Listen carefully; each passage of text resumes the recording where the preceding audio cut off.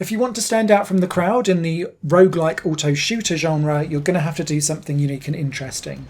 And I think Greedland has it, although it's still in early access, and the version that we're looking at today is version 0.7.6.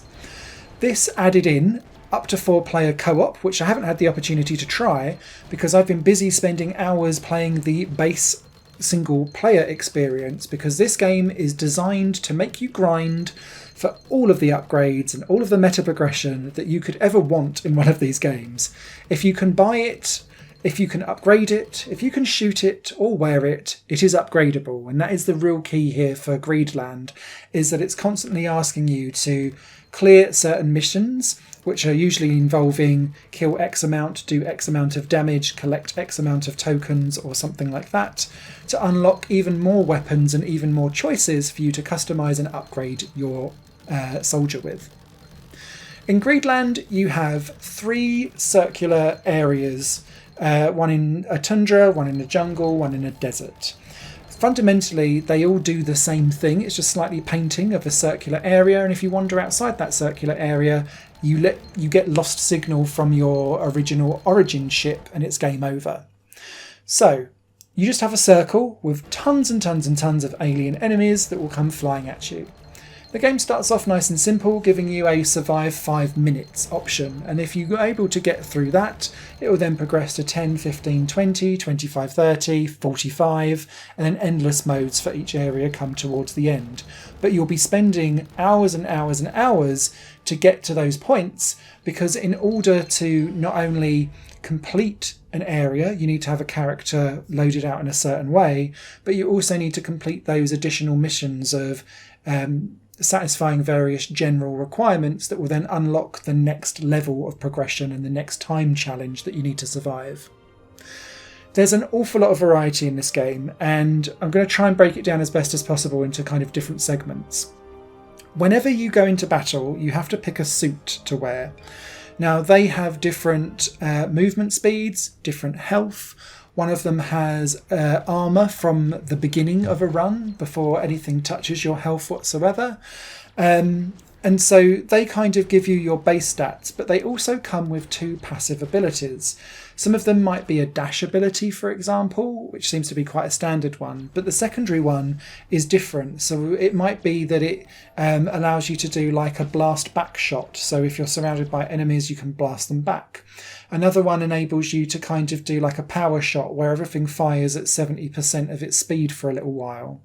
Another one allows you to kind of charge around much quicker for a little while or something like that. But they all come with their own little traits, and these are upgradable.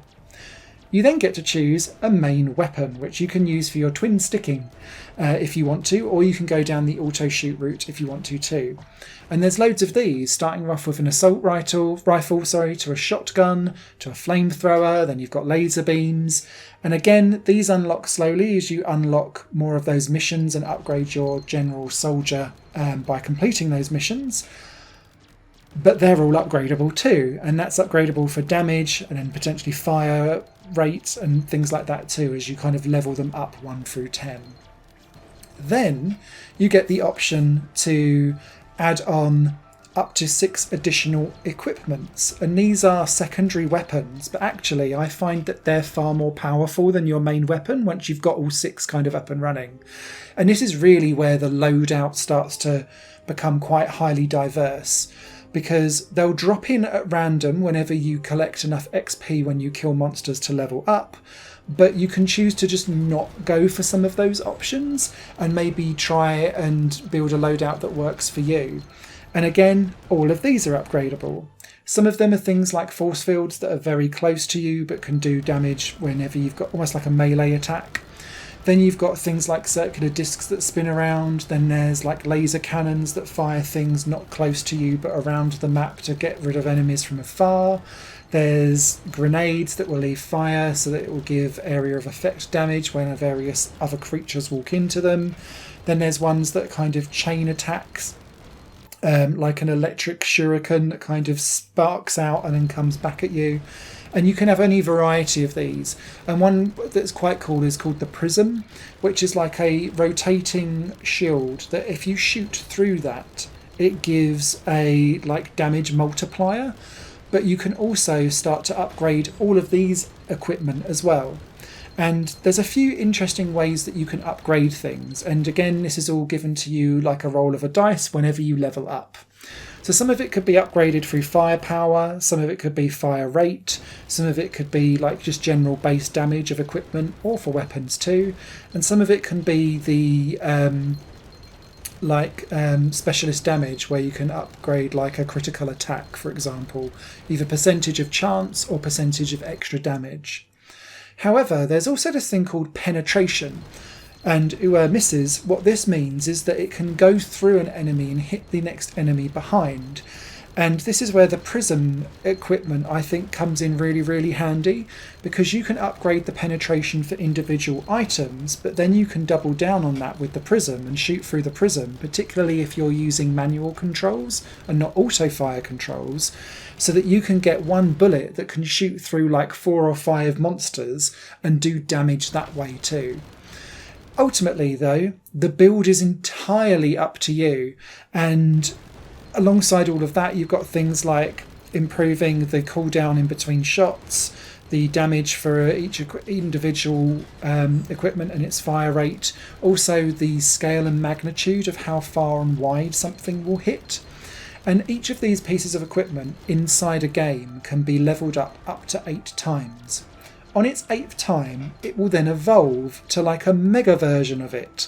And that will be not dictated by how you've leveled things up, but if, for example, you've got the one where you've got the spinning discs going around, what that will do is, if, say, you've got 4 discs and not 8 discs, it will evolve to being 4 discs of the evolved format, not 8. So it's all up to you how you kind of load that out. And that's what I mean by being really, really granular in how the upgrades work. And it's by far the best strength of Greedland, because I don't think, even if I upgrade the same equipment and do the same type of run, you still don't get the exact same upgrades every single time. So there's still a nuance to it whenever you play. And that's really helpful when you've got a fundamentally repetitive gameplay loop of shoot and survive for 20 minutes and hope for the best.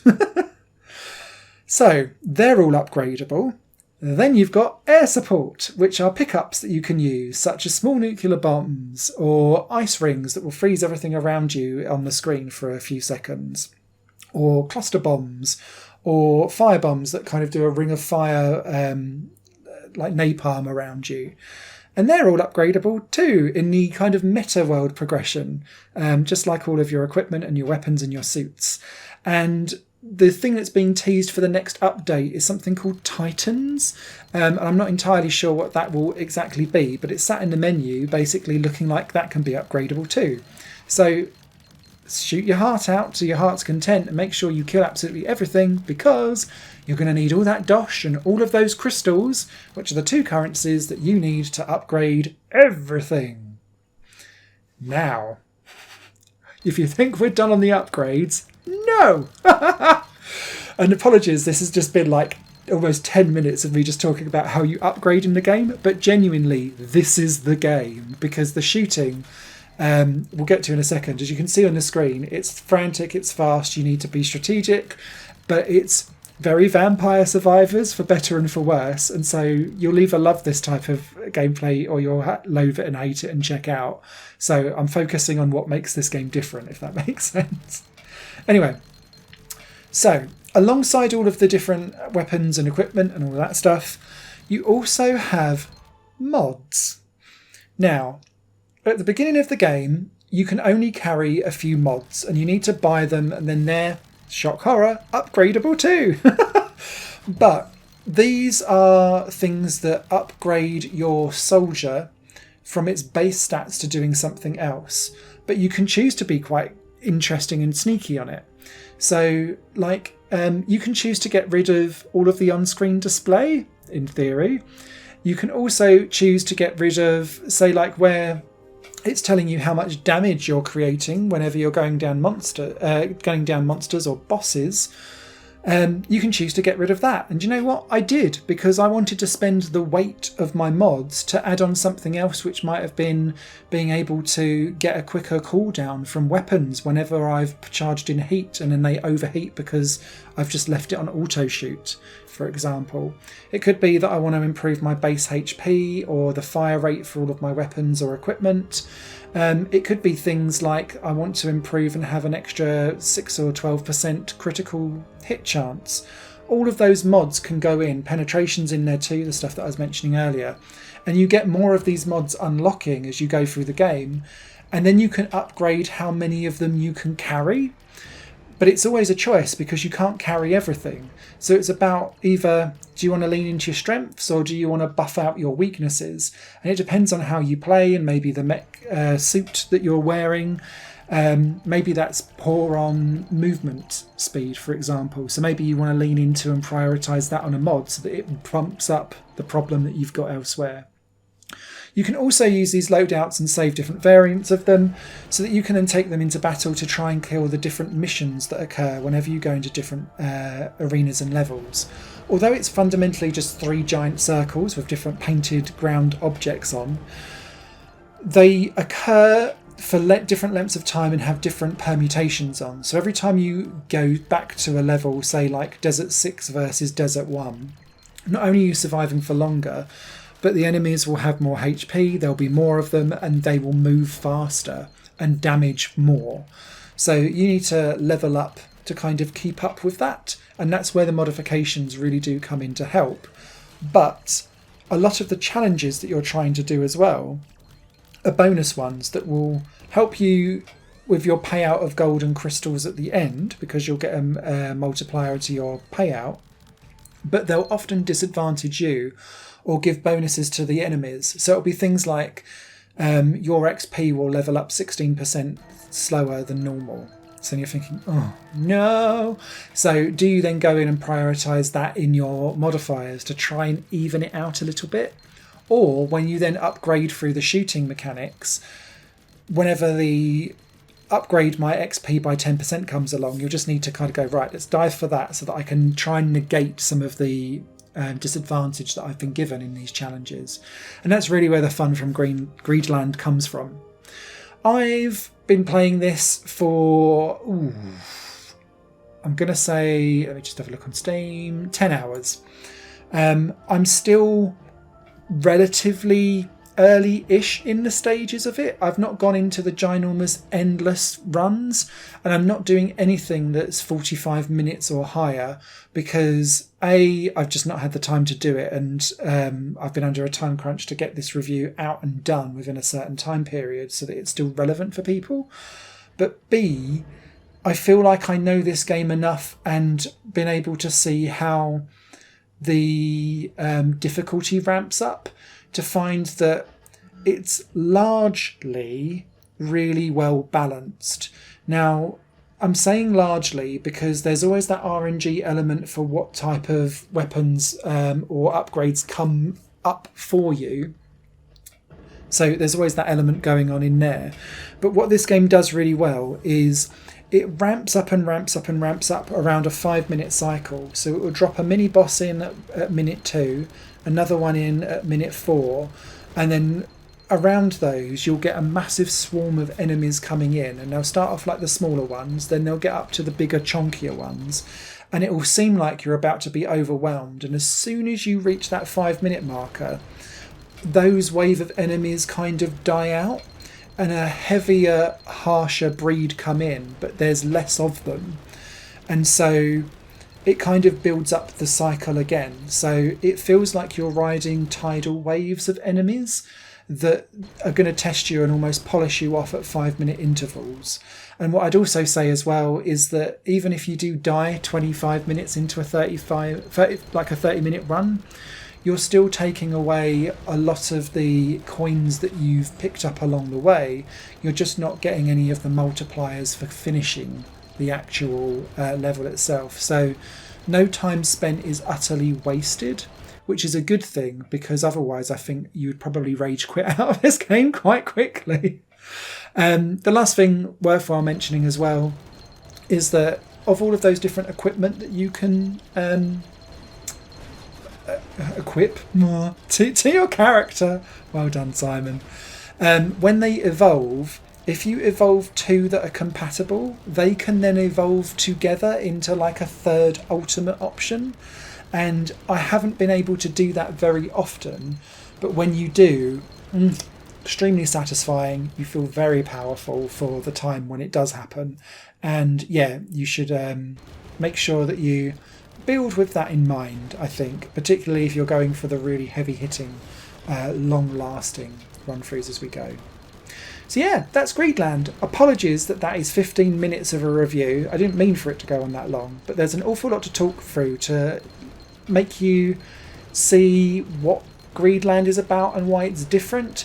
Fundamentally, the moment-to-moment gameplay is Vampire Survivors, but in space. But and with that comes all the great satisfaction of it, and the I'm mowing down hundreds of enemies, look at me, I'm the boss. But also that inbuilt repetitive, like disconnect brain fun that comes with it. But that's not for everyone. So if you didn't like those games, Greedland will absolutely not change it for you. But if you do really enjoy the genre, and hundreds of thousands of people clearly do, then Greedland, I think, has the potential to come and sidle up alongside the real top echelons of this genre, which I say are Vampire Survivors and Brotato. Written review will be over on higherplanegames.com at a later point. I don't want to do a written review whilst it's in early access. I'll do it once it reaches a full release. But if you've got any comments or questions, leave them down below. Higher Plane Games is part of the Higher Plane Network, a completely independent media outlet supported by people like you. The goal is to create the best possible content that cultivates a richer indie scene for games as well as music and entertainment. To find out more and to get involved, visit patreon.com/higherplane-network. Your support makes all the difference, and in return you'll gain access to bonus content and downloads. Thank you for watching.